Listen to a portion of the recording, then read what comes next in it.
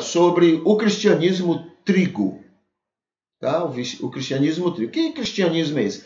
O cristianismo, né, no mundo, ele é formado por dois grupos. Ele é formado por um cristianismo trigo, formado por ovelhas, formado por discípulos de Jesus, pessoas que estão sendo trabalhadas pelo Espírito Santo para cada vez mais parecerem com Jesus.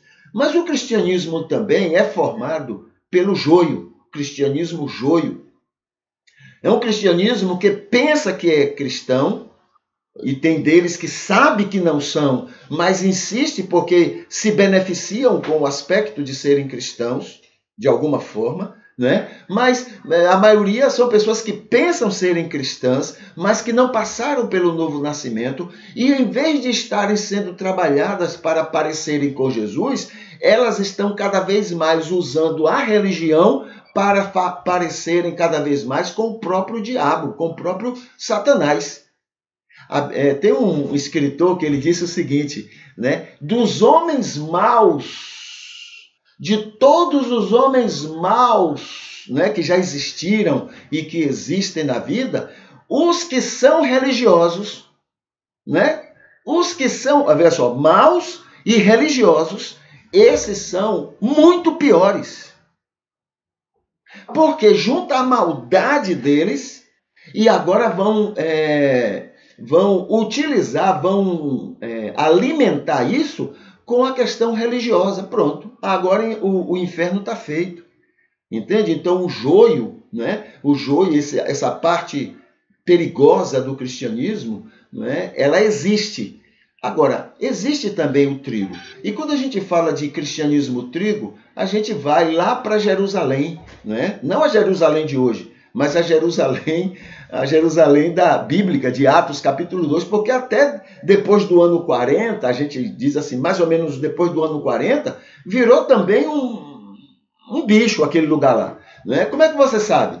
Tiago, leia o livro, a carta de Tiago, e você vai ver que tipo de igreja a de Jerusalém se tornou, não é? Depois do ano 40. Ou seja, quem é que estava agora dirigindo aquela igreja? Era o joio.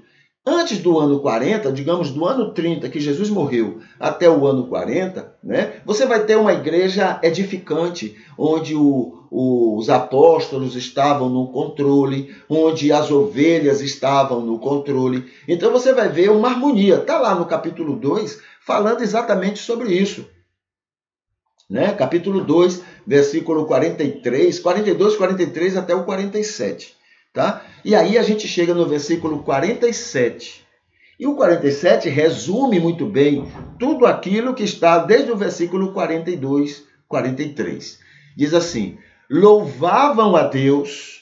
Então, né, era a preocupação de estarem dengando Deus, bajulando Deus, cultuando a Deus, né, achando que isso seja uma grande coisa, né, por tudo. Então, louvavam a Deus por tudo. Agora a gente já mudou.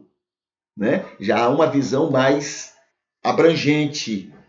Né? Não é louvar por louvar, mas agora eles estão agradecendo, vivendo uma vida de gratidão a Deus por tudo.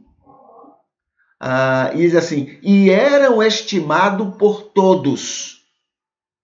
E cada dia o Senhor juntava ao grupo as pessoas que iam sendo salvas.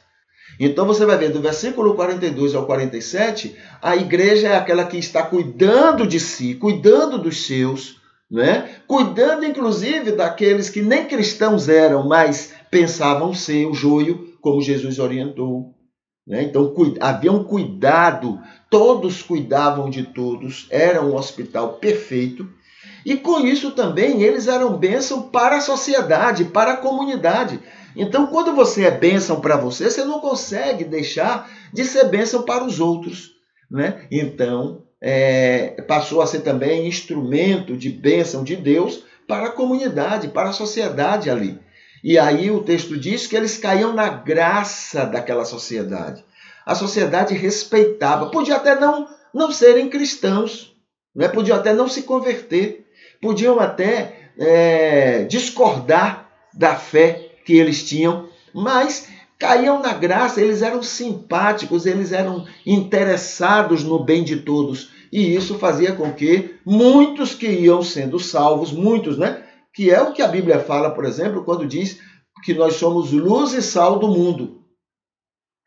A Bíblia, Jesus coloca que, sendo luz e sal do mundo, aí o versículo 16 do capítulo 5 de Mateus diz assim, para que o mundo vejam as vossas boas obras e glorifique ao vosso Pai que está nos céus.